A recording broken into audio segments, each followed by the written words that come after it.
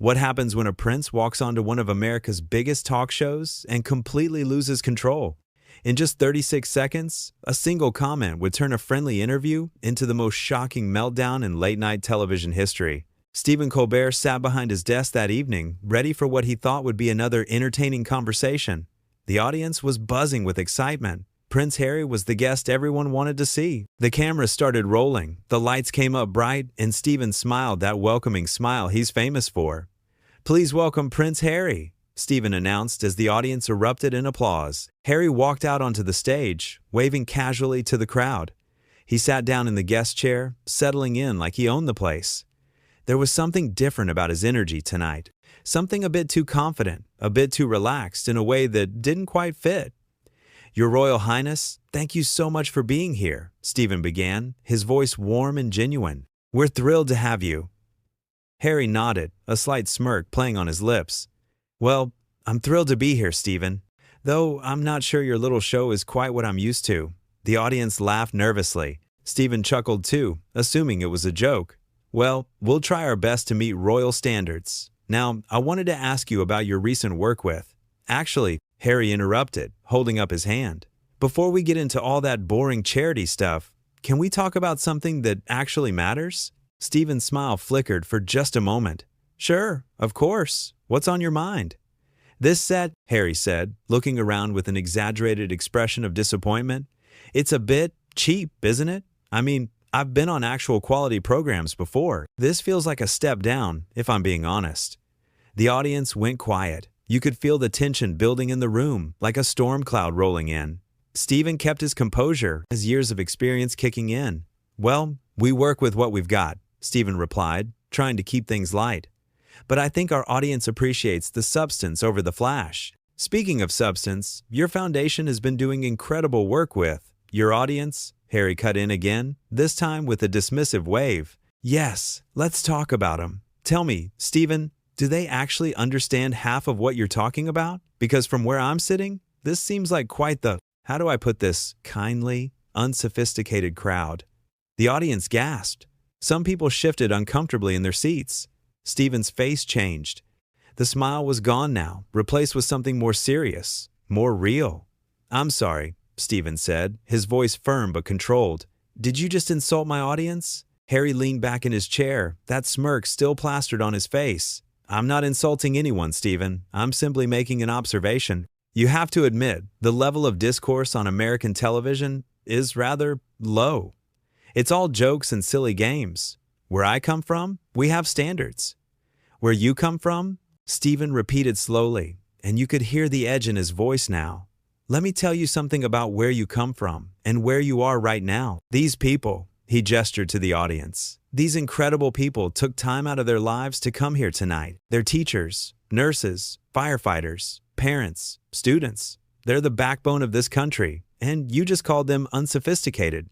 Harry rolled his eyes, actually rolled his eyes on live television. "Oh, please, don't get all patriotic on me, Stephen. I'm simply saying that in England, we have a certain level of what?" Stephen interrupted, and now his voice was rising.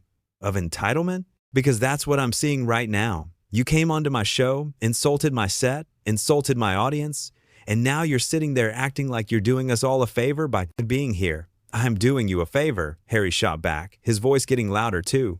"Do you have any idea how many shows wanted me? I chose to come here, Stephen. I gave you this opportunity, and this is how you repay me? By getting defensive over a few simple observations?" The audience was dead silent now. Everyone watching could feel this spiraling out of control. Stephen stood up from behind his desk. He never does that unless something serious is happening. "You gave me this opportunity?" Stephen's voice was incredulous. "Let me explain something to you. This show exists because of the relationship I have with my audience. These people, the ones you just disrespected, they're the reason we're on the air. Not because of guests like you, not because we book royalty or celebrities. Because we have real conversations with real people about things that actually matter." Harry stood up too, facing Stephen across the desk. "Real conversations? You call this real? This is a circus. Stephen, you're a clown performing for the masses. I thought coming here might be interesting, might be different. But it's exactly what I expected. Cheap, easy entertainment for cheap, easy people."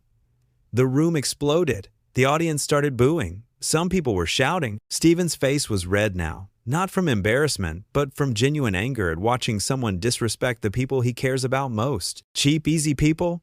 Stephen's voice cut through the noise. These cheap, easy people are the ones who work 3 jobs to make ends meet, who volunteer at food banks on weekends, who show up for their communities every single day without a title, without a crown, without any expectation of special treatment. They're worth 10 of you. Harry's face twisted into something ugly. How dare you speak to me that way? Do you know who I am? Yes, Stephen said, his voice suddenly calm but ice cold. You're someone who's forgotten that being born into privilege doesn't make you better than anyone else. You're someone who thinks a title means you can treat people however you want. And right now, you're someone who's not welcome on this stage anymore. Excuse me? Harry looked genuinely shocked, like the possibility of being rejected had never occurred to him. You heard me, Stephen continued. This interview is over. I don't care what your publicist says. I don't care what our producers planned. I'm not going to sit here and let you disrespect these people for one more second. Harry laughed, but it was a harsh, bitter sound. You can't kick me off your show. Do you have any idea what kind of backlash you'll face? The press will destroy you for this. Let them, Stephen said simply. I'd rather face whatever comes from standing up for what's right than sit here quietly while you insult good people. Now, you can leave on your own, or security can help you find the exit. Your choice. The audience started applauding, slowly at first, then building into something thunderous. They were standing now, cheering for Stephen, showing their support in the most powerful way possible.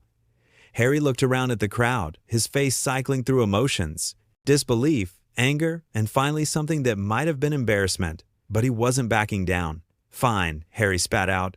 I don't need this. I don't need you, and I certainly don't need them. He pointed at the audience with contempt. Enjoy your little show, Stephen. Enjoy pretending that what you do here matters. Meanwhile, I'll be on programs that actually have class, actually have dignity, actually have worth. Then go, Stephen said quietly. Go find those programs. Because this one, this show, these people, we're about something you clearly don't understand. We're about respect, decency, and treating people like they matter, no matter who they are or where they come from. Harry turned to walk off the stage, but then he spun back around. You know what your problem is, Stephen? You're too concerned with being liked, with being the good guy. In the real world, that makes you weak. Stephen shook his head. No, in the real world, caring about people makes you strong. It makes you human. And I'd rather be weak in your eyes than lose that humanity. Now, please, leave my stage. But Harry wasn't done yet. He walked back toward the desk, his finger pointing at Stephen. You talk about humanity. You make jokes about people like me every single night. You mock royalty. You mock tradition. You mock everything that represents order and structure in this world. And now you want to act like you're on some moral high ground? There's a difference, Stephen said, standing his ground, between making jokes about people in power and attacking regular people who are just trying to live their lives. I've never once insulted my audience. I've never treated them as less than. That's a line I won't cross, and watching you cross it tonight makes me sick. Oh, spare me the righteous act, Harry sneered. You're just angry because I called out your mediocre little program for what it is. You built your entire career on being snarky and sarcastic, and the moment someone turns that back on you, you can't handle it. The audience was booing again, louder now. Someone shouted, "Get off the stage!" Others joined in. The energy in the room was electric, charged with anger and disbelief at what they were witnessing. Stephen raised his hand, trying to quiet the crowd. Listen, everyone, please, let's not. But Harry cut him off again. See, you can't even control your own audience. Harry was shouting now, his face flushed. This is exactly what I'm talking about. No discipline, no respect, just chaos and noise. This is why America is. Don't you dare. Stephen's voice was sharp as a knife.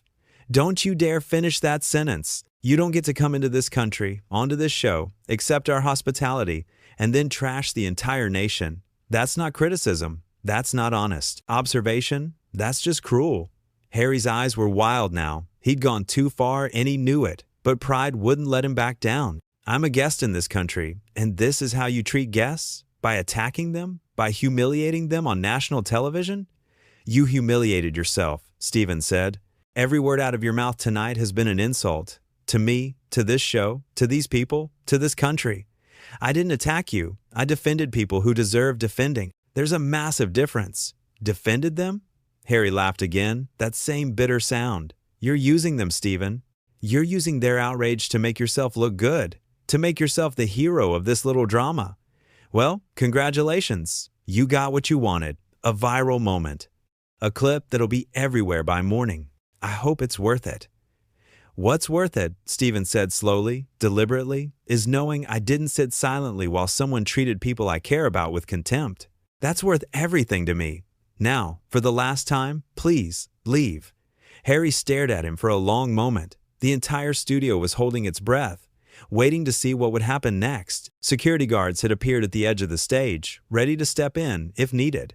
Finally, Harry turned away. But as he walked toward the exit, he couldn't resist one last jab. He stopped, looked back over his shoulder, and said, "You know, Stephen, I actually feel sorry for you. Sorry that this is the height of your achievement. Sorry that you peaked with a late-night show on a declining network. Sorry that when people remember you, this will be what they think of. Not your wit, not your intelligence, but the time you lost control and kicked off a prince."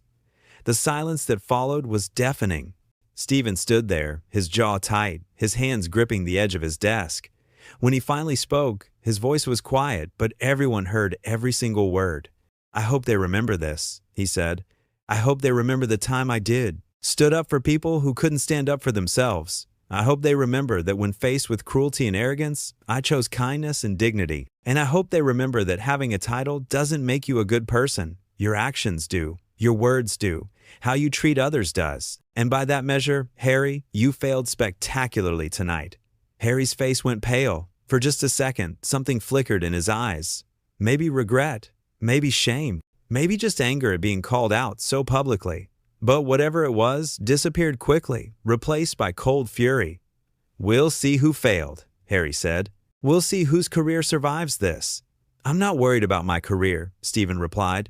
"I'm worried about what kind of person you've become, because the Harry I thought I knew, the Harry who did all that charity work you didn't want to discuss, the Harry who seemed to care about making a difference, he wouldn't have done this. He wouldn't have attacked innocent people just to feel superior. So either I was wrong about you from the start, or somewhere along the way, you lost yourself. And honestly, I don't know which is sadder." That hit something deep. You could see it in Harry's face, the way his expression crumbled just slightly before he rebuilt the wall of arrogance. "You don't know anything about me," Harry said, his voice shaking slightly. "You don't know what it's like to live under constant scrutiny, to have every move criticized, to never be able to just be yourself without someone judging you." "You're right," Stephen said, and his voice softened just a fraction. "I don't know what that's like, but I do know what it's like to be judged. I know what it's like to work hard and have people dismiss you. And I know what it's like to feel defensive and lash out at the wrong people. But here's the thing, Harry. Those people in this audience, they didn't put you under scrutiny. They didn't criticize you. They came here tonight excited to see you, ready to listen to what you had to say. And you repaid that by calling them unsophisticated, by calling them cheap and easy. They didn't deserve that. No matter what you're going through, they didn't deserve that." For a moment, just a brief moment, Harry looked like he might apologize. Like the human being underneath all that anger and entitlement might break through. But then he squared his shoulders and the moment passed. "I stand by everything I said," Harry declared. "Every word. This show is beneath me. This audience is beneath me.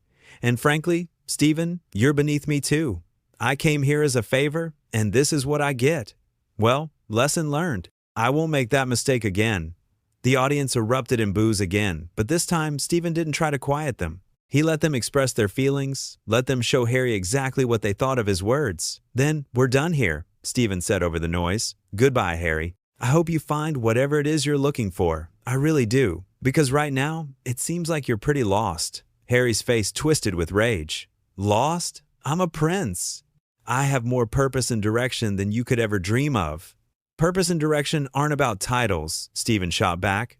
"They're about how you treat people, how you use whatever platform you have. And tonight, you used yours to tear people down, to make yourself feel bigger by making others feel smaller. That's not purpose. That's not direction. That's just sad." "I don't have to listen to this," Harry said, but he wasn't moving toward the exit anymore. He was rooted to the spot, caught in this battle of words that had spiraled so far beyond what anyone expected. "No, you don't," Stephen agreed. "You can leave any time. That's what I've been telling you to do. But you keep standing there, keep arguing, keep trying to justify behavior that can't be justified. Why? What are you trying to prove? That you're better than us? That your title makes you superior? Because if that's what you're trying to prove, you're failing miserably. I don't have to prove anything to you, Harry shouted.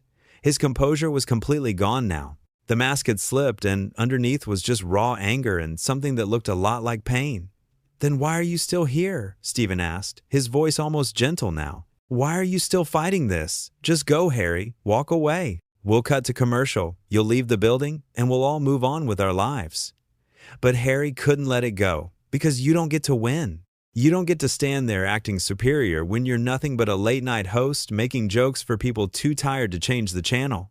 That last insult seemed to wake the audience up even more. People were on their feet, shouting now. Not just booing anymore, but actually yelling at Harry to leave, to get off the stage, to show some respect, or get out. Stephen held up both hands, trying to restore some order. Please, everyone, please. I appreciate your support, but let's not.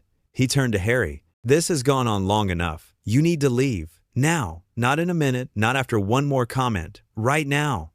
Harry looked around at the sea of angry faces, at Stephen standing firm behind his desk, at the security guards moving closer. And finally, he seemed to realize that this wasn't going to end well for him if he stayed. Fine, he said, his voice dripping with venom. I'm leaving. But mark my words, Stephen, you'll regret this. You'll regret humiliating me on national television. You'll regret choosing these people over me. I'll never regret standing up for what's right, Stephen replied. Never. Harry turned and started walking toward the exit, his movements stiff and angry, but he couldn't resist one final parting shot. He stopped at the edge of the stage, turned back, and shouted, You're all beneath me, every single one of you. This country, this show, this pathetic excuse for entertainment. You're all beneath me, and you always will be. The audience went absolutely wild. The booing was so loud you could barely hear anything else. People were shouting. Some were even throwing their hands up in disbelief. This was unlike anything anyone had ever seen on a talk show before. Stephen waited for the noise to die down just enough so he could be heard. Ladies and gentlemen, he said, his voice steady despite everything, I apologize that you had to witness that. You came here for entertainment, for laughs, for a good time. And instead, you got that. But I want you to know something. I'm proud of you. I'm proud of how you handled yourselves tonight. You showed more class and dignity in your response than our guest showed in his entire appearance. The audience applauded, the sound washing over the studio like a wave. Stephen smiled at them, a real genuine smile, and you could see the love and respect he had for these people written all over his face. Harry was still standing at the edge of the stage, watching this moment, watching Stephen connect with the audience in a way he never could. And maybe that's what really got to him. Maybe that's why he couldn't just leave quietly. Enjoy your moment, Harry called out. Enjoy your little love fest. But when the cameras turn off and everyone goes home, you'll still be nothing special, Stephen. You'll still be exactly what you've always been, ordinary. Stephen turned to face him one last time. You say ordinary like it's an insult, but you know what? I am ordinary. I'm just a guy who got lucky enough to have this job, to talk to interesting people, to make people laugh at the end of a long day.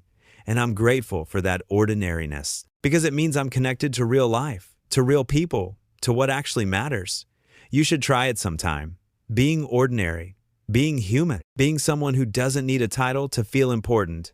Those words hung in the air between them. Harry opened his mouth like he was going to respond, then closed it again.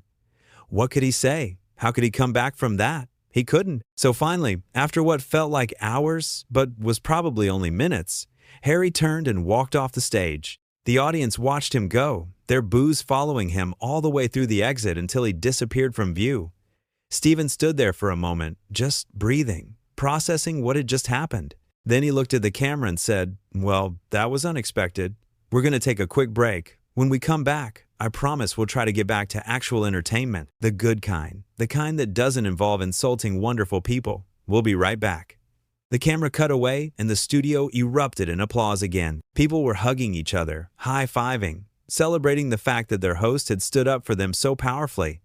What started as an ordinary interview had turned into something nobody would ever forget, a moment where privilege crashed headfirst into principle, where entitlement met its match in simple human decency, where a prince learned that a crown doesn't make you royalty, but how you treat people does. And in those 36 seconds, when Harry made that first dismissive comment about the show being cheap, he set in motion a chain of events that would end with him being escorted off stage, his reputation in tatters, his arrogance fully exposed for the world to see. The studio audience that night witnessed something rare and powerful. They saw someone in a position of authority choose to protect them rather than impress a famous guest. They saw integrity in action. They saw that sometimes the right thing to do is also the hardest thing to do. And they saw that no title, no amount of privilege, no royal blood can excuse treating other human beings with contempt and disrespect. That lesson, delivered so dramatically on that stage, resonated far beyond the walls of that television studio.